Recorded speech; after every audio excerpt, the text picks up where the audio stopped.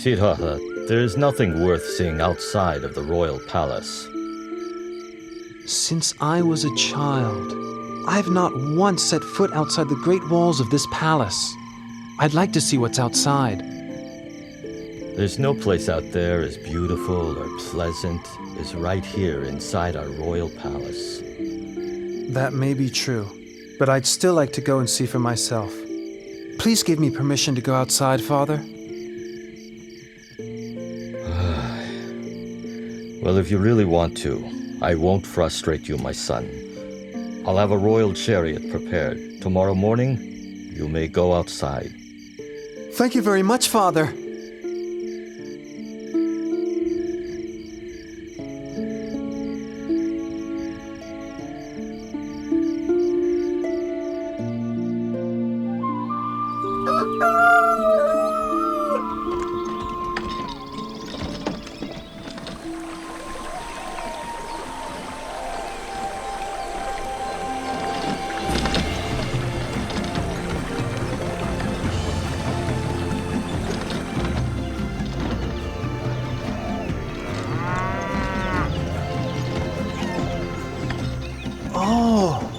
So this is what it's like outside the palace.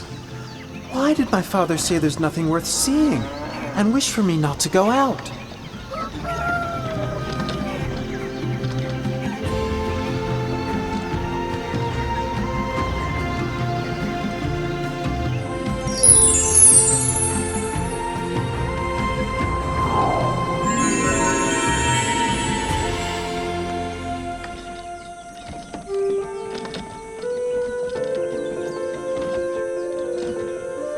Chana, stop the chariot.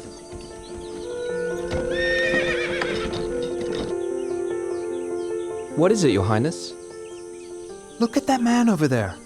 Why is his skin so wrinkled? And why is he having trouble walking? Oh, that's an old man, Your Highness. An old man?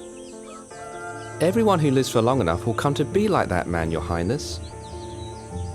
Everyone must come to a state like that?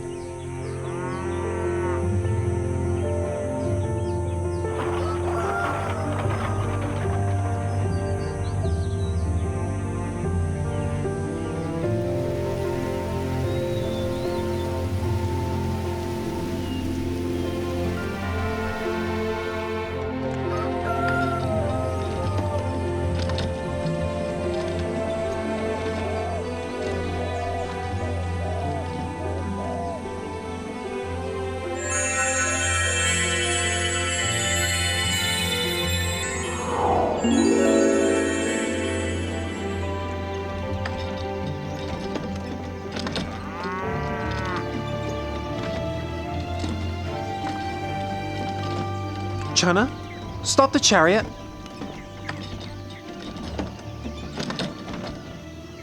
What is it, Your Highness? Why is that man sitting and shivering over there? He is sick, Your Highness. He is sick? Sickness is a natural part of life. We must all experience sickness, every one of us.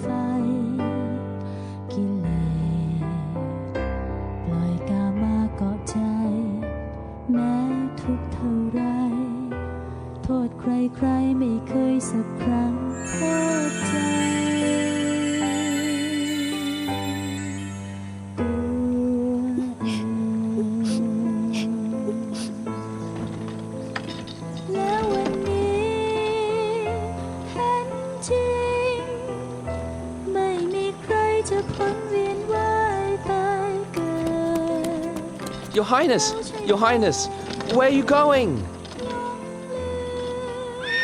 Your Highness, please come back.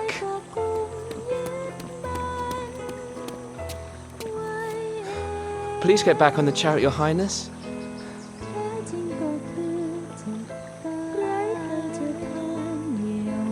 There's a man wrapped in that cloth, isn't there?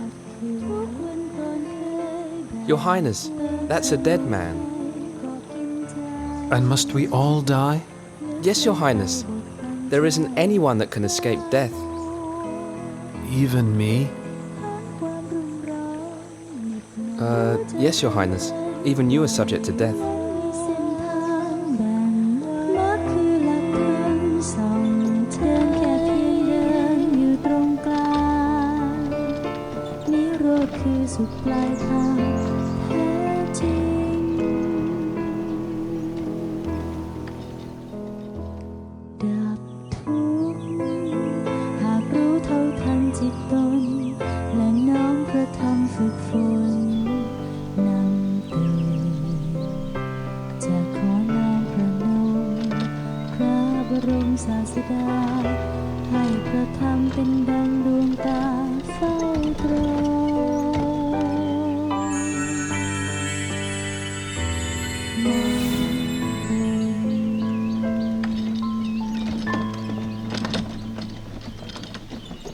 Chana, stop the chariot.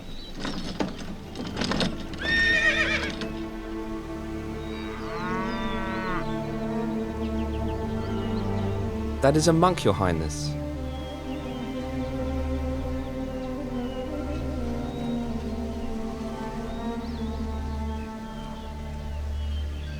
Oh, so calm and peaceful, composed and restrained, truly inspiring.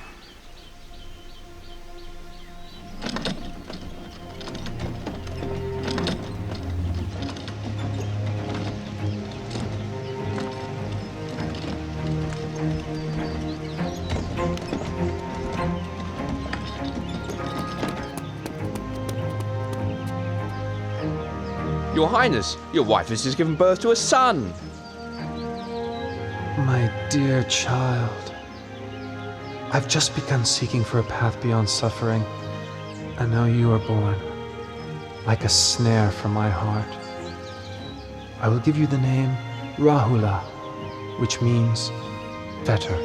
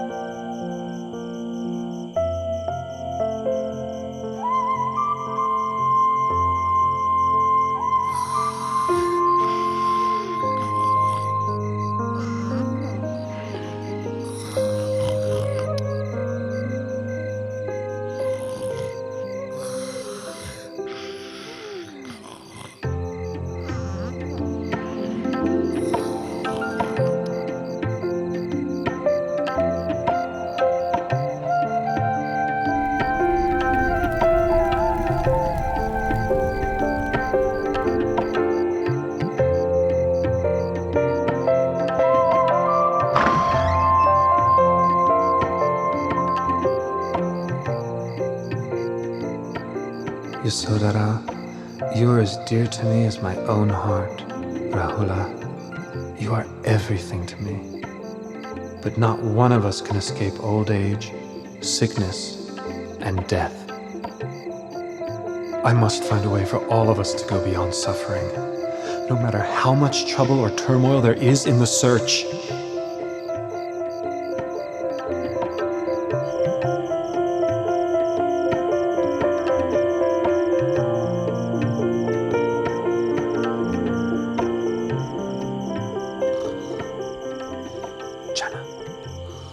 Chana. Chana, wake up. Chana, wake up. What is it? Chana, go quickly and prepare my horse, Kantaka. Don't let anybody see you. Meet me in front of the palace gate. Hurry. Yes, Your Highness.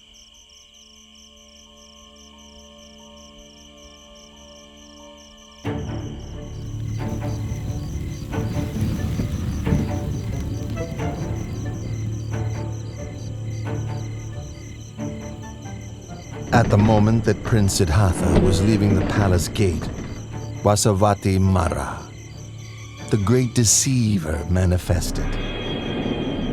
He was now worried that he could not use the prince's enjoyment of sensual pleasures to keep him under his control.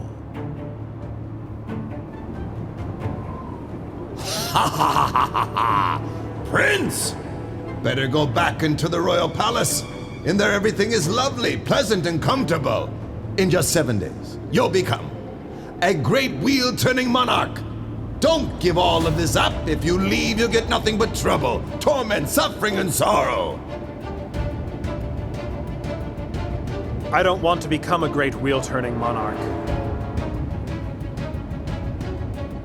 I don't wish for possessions or comfort and happiness, because such things are not likely to free me from suffering, nor are they likely to help me assist my loved ones and my subjects. Step aside and allow me to pass.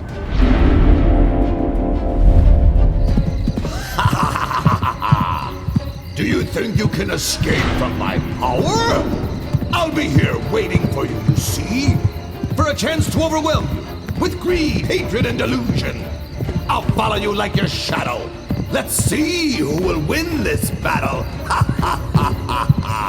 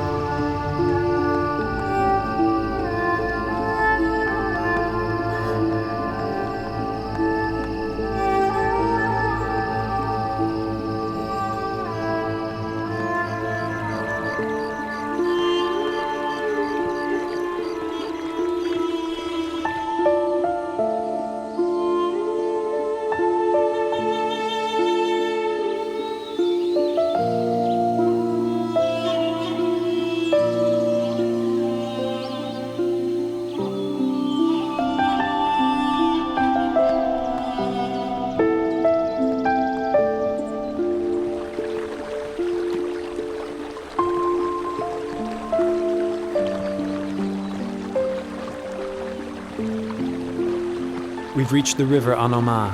Stop right here, Chana.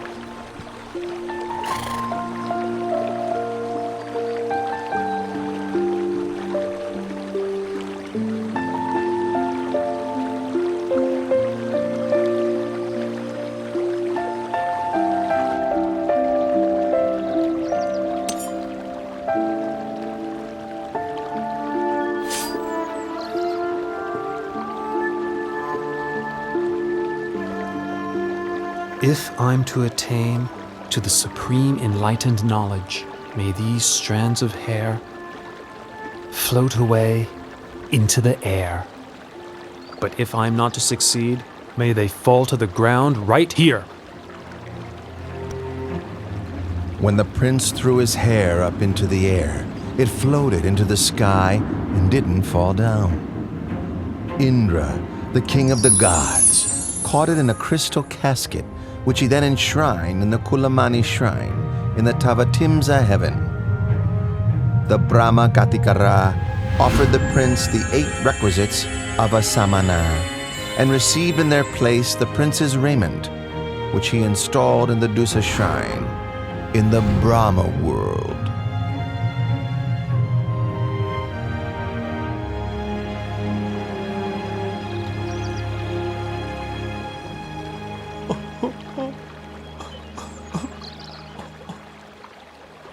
Don't be sad and upset, Chana.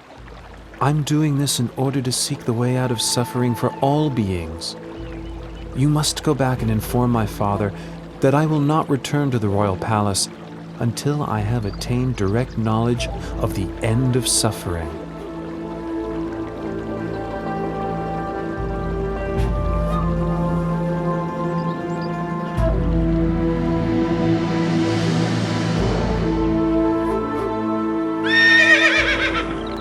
The horse Kantaka was so grieved to be parted from Prince Siddhattha that his heart gave out and he died right there. The power of his appreciation and gratitude to his master carried him to Tavatimsa heaven, where he was reborn as a god.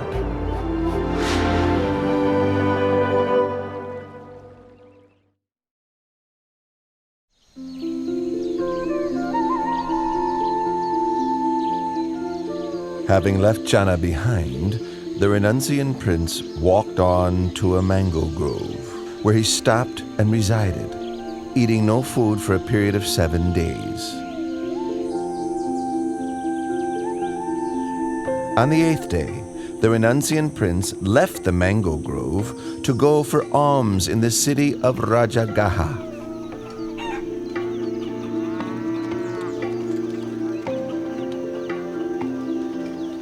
All the townspeople could see that this monk was different from other renunciants because of his radiant complexion and ineffably calm demeanor.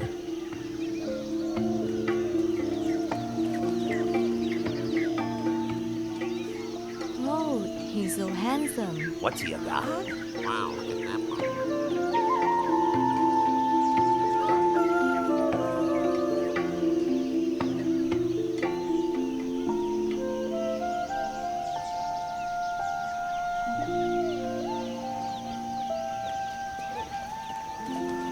Wow, he's handsome, he's beautiful. That's amazing. Look at that guy right there. Wow, look at that. Look at him. Delighted, the people spoke to one another, praising the monk's splendor, saying that it was as if a god had descended from heaven for humans to see.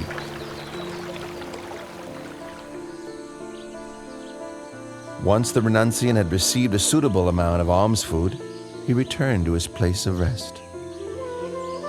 Sitting, the prince contemplated the motley food offerings within his alms bowl. All mixed together, it was an unappetizing sight. In the past, I would partake of only the most refined and delicious foods. Now leading the holy life for the sake of seeking truth, can there be any point in being fussy over what I eat? This nourishment is merely a necessity for sustaining life. King Bimbisara of Rajagaha sent his men on the trail of this Samana, whom the townspeople regarded as splendid, like a god. He then went to see the renunciant prince for himself. When King Bimbisara saw the dignified, peaceful demeanor of the young monk, he felt greatly inspired. Then, exchanging conversation with the Samana, the delight in his heart increased all the more. Due to his suspicion that Prince Siddhattha had left the palace due to a dispute with his relatives over the throne, King Bimbisara offered the throne of Rajagaha to the prince. But the prince refused the king's offer, having renounced his own throne, not due to a dispute, but in order to seek the way beyond suffering.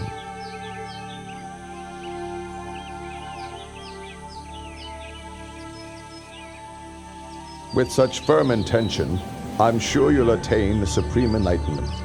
Once you have done so, may I request that you come and teach the Dharma to myself and to the citizens of Rajagaha.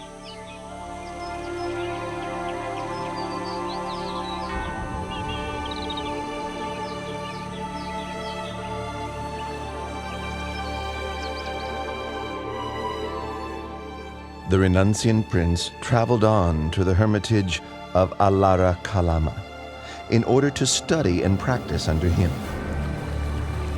In a short time, he had learned all that his master could teach, and so then he traveled on to seek Uddaka Ramaputta at his hermitage.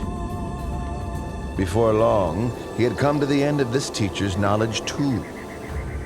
When he asked about attainments beyond that which he had already been taught, Uddaka Ramaputta could offer no reply, but instead offered him the leadership of the community.